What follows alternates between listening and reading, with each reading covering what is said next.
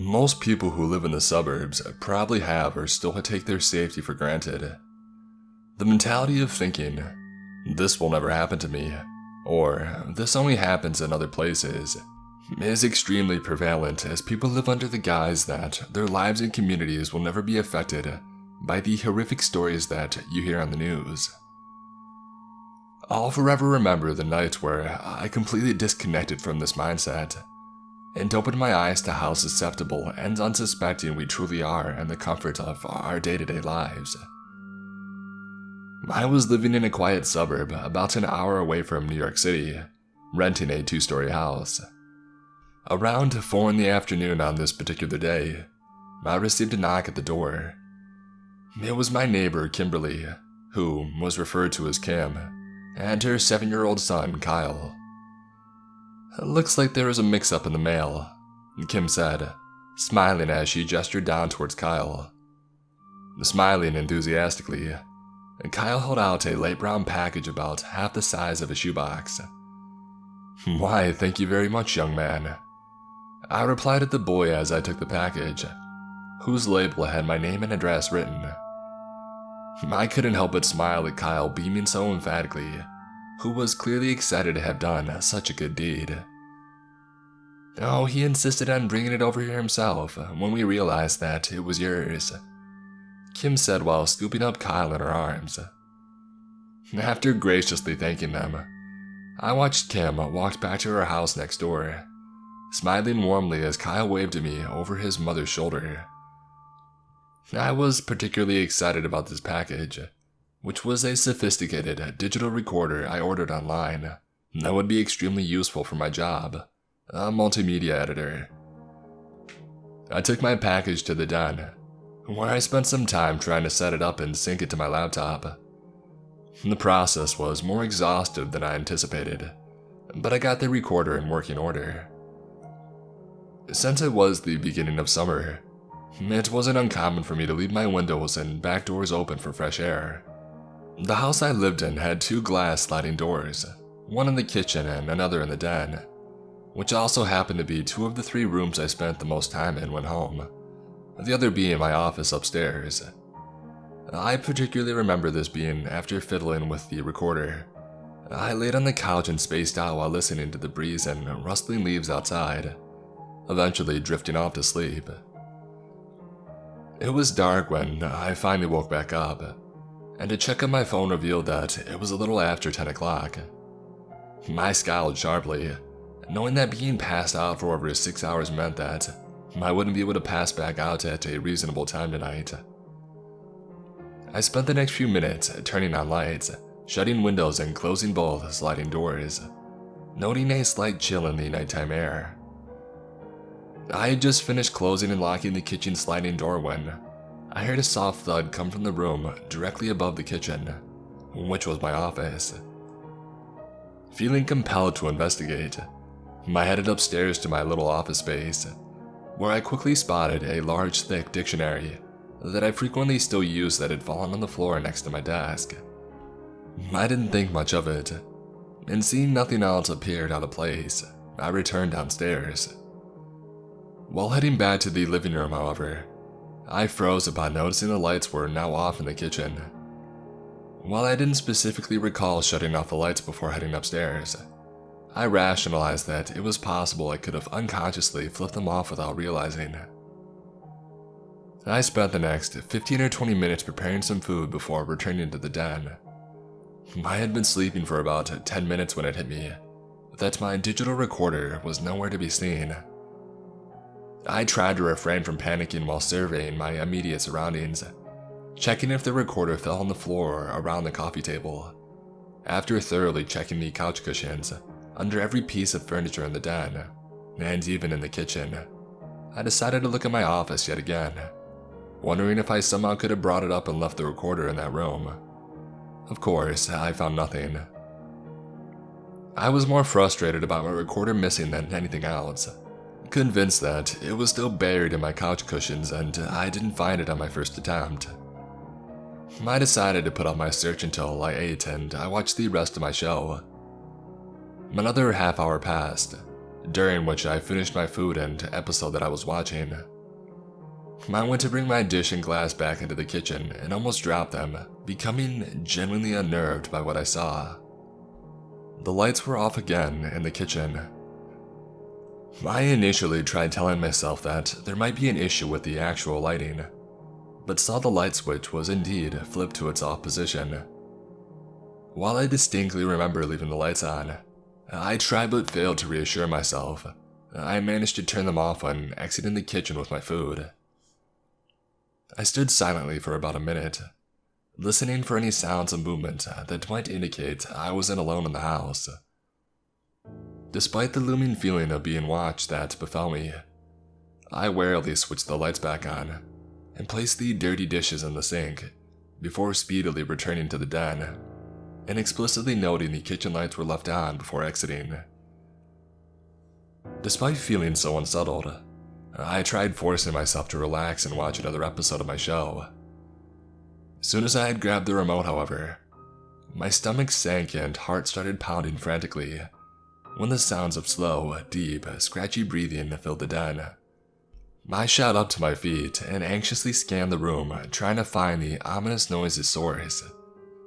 It took every ounce of willpower for me to not bolt out of the house, despite my state of fear magnifying with each slow, raspy inhale and exhale that filled my ears. It initially sounded like the breathing came from all directions, until I caught a slight glimmer in the corner of my eye that drew my gaze towards the den's sliding door. My heart almost stopped upon realizing the door had been opened about halfway, the glimmer capturing my attention with the digital recorder leaning against the screen door, which was emitting those ghastly breaths filling the room. Gasping as I started to tremble, this was more than enough for me to take my leave. I wasted zero time beelining towards my front door, but took no more than a handful of steps in its direction. That's when I saw who was inside the house, trying to torment me with these maddening mind games. I can still clearly visualize the person, or whatever it was, as I typed this account. It was noticeably tall, its head merely inches from touching the ceiling, as it stood in front of the house's main entranceway. It was hairless, completely nude, and had tight leathery skin being whitish beige in color, with a sickly white grayish tint. The figure's head was small and round, almost having somewhat of an onion shape with two small beady black eyes. The being's most disturbing feature was its unnaturally wide smile that spread from ear to ear, brandishing in its large, jagged, yellowish white teeth, and seemed to cover almost 1/3 of its face. It contained a sly, menacing expression, looking like it lavished over the fear its antics bestowed on me, and clenched what looked like a knife or narrow-pointed piece of rusty metal in its hand.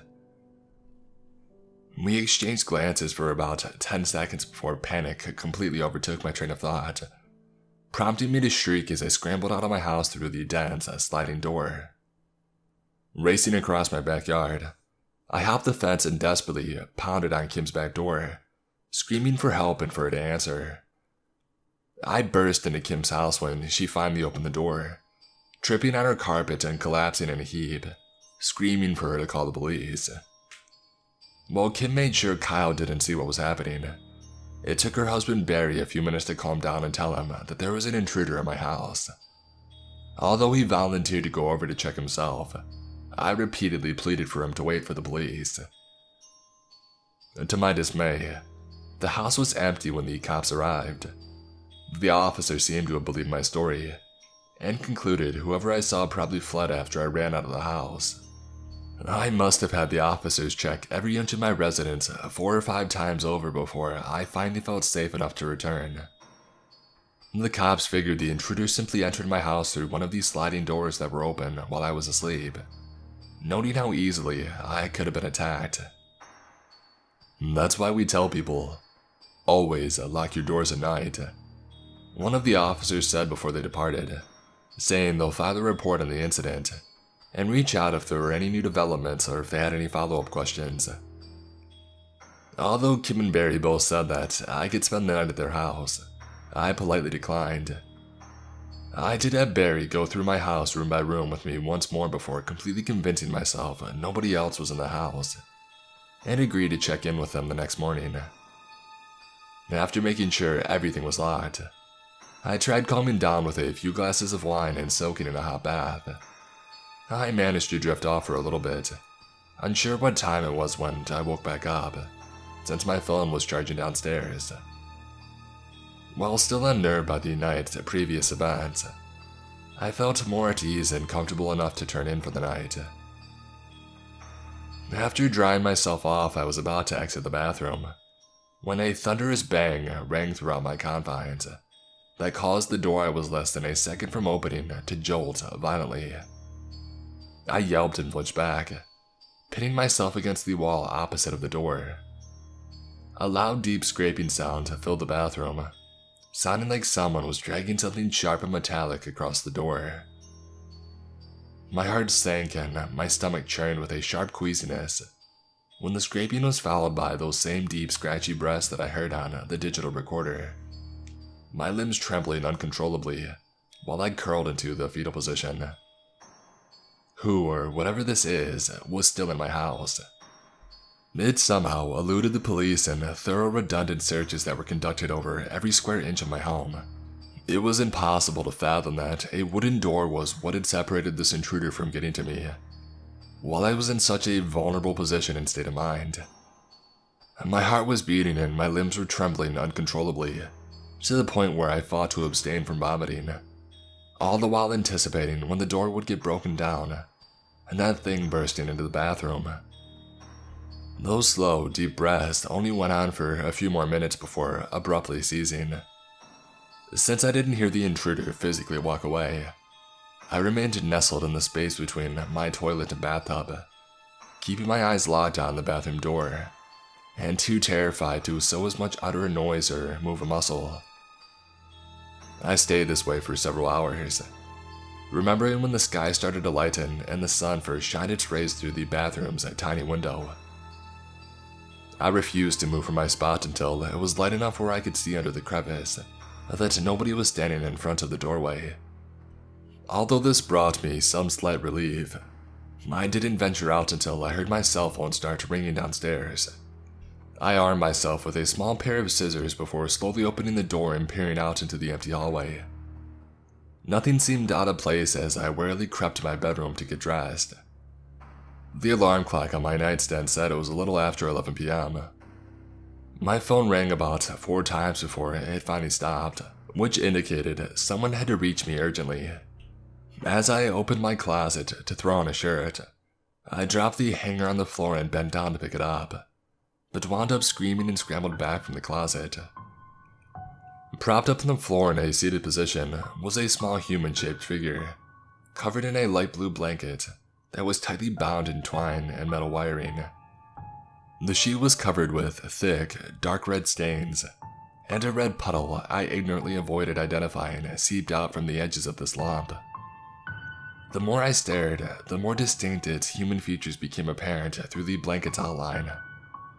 The body had another feature about it that I refused to acknowledge, but would become a grim reality when I heard a slew of pounding knocks on my front door. Without trying to regain my composure, I gradually headed downstairs to the main entranceway, making no effort to hide my face's unsettled, distracted expression while opening the door, which I noticed was now unlocked. Kim stood outside, whose now tear-stained face contained an identically distraught expression of fear and panic. What she said next in her shaky, broken voice through her sniffles and sobs is something I'll remember for the rest of my life, and clarified something about the discovery I made in my closet that I knew was inevitable. "Kyle's gone missing. We put him to bed last night and haven't seen him anywhere all morning." It turns out it was Kim who was calling my phone, probably to see if I'd happen to know anything about their son's whereabouts. Her shrieks and howls are permanently embedded in my mind when they wheeled out Kyle from my house. I won't go into the details of how badly the crime was committed, but I will say that they needed dental records to confirm this truly was in fact Kyle. I was expectedly arrested and immediately became a top suspect in the case, but my account of what had happened the previous night, along with the subsequent investigation, eventually cleared me of any wrongdoing. I'm pretty sure the intruder, or whatever I saw in my house, either briefly fled after I did, or retreated to some unknown hiding spot I'm not even aware the house contained. At some point, it took Kyle and brought his body to my house before disappearing into the night. I try not to dwell about these specifics, but become deeply disturbed when thinking about Kyle's final moments, and how that horrid being also got into Kim and Barry's house. I don't know if its initial target was Kyle, or it merely used him as an accessory to exacerbate my affliction. All I know is the events from that night and following day have permanently scarred. It made me extraordinarily paranoid of my surroundings. Although I moved out of that house shortly after and never saw them again, I think about Kim and Barry often, unable to comprehend the pain that they as parents must have, and currently still endure from losing their child in such a grisly manner. I never saw or heard from who or whatever was in my house that night until now, which was what motivated me to finally write out my account. I returned home earlier this evening and found the digital recorder I received on that fateful day on my kitchen counter. I never came across the recorder after that night, and ultimately forgot about it in my vain attempts to block out my traumatic experience.